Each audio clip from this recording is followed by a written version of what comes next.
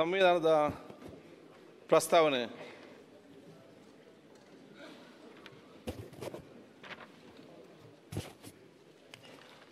ಸಂವಿಧಾನ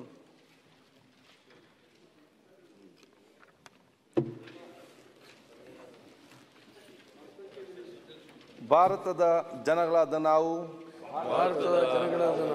ಭಾರತ ಒಂದು ಸಾರ್ವಭೌಮ ಸಮಾಜವಾದಿ ಸರ್ವಧರ್ಮ ಸಮಭಾವದ ಪ್ರಜಾಸತ್ತಾತ್ಮಕ ಗಣರಾಜ್ಯವಾಗಿ ರಚಿಸಲು ಮತ್ತು ಅದರ ಸಮಸ್ತ ನಾಗರಿಕರಿಗೆ ಸಾಮಾಜಿಕ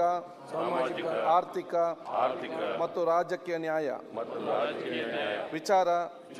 ಅಭಿವ್ಯಕ್ತಿ, ವಿಶ್ವಾಸ, ಧರ್ಮಶ್ರದ್ಧೆ ಮತ್ತು ಉಪಾಸನಾ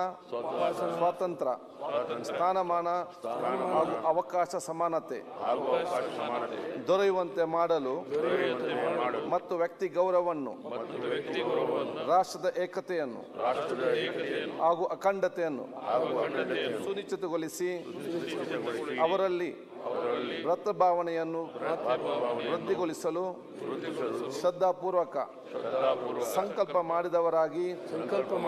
ನಮ್ಮ ಸಂವಿಧಾನ ಸಭೆಯಲ್ಲಿ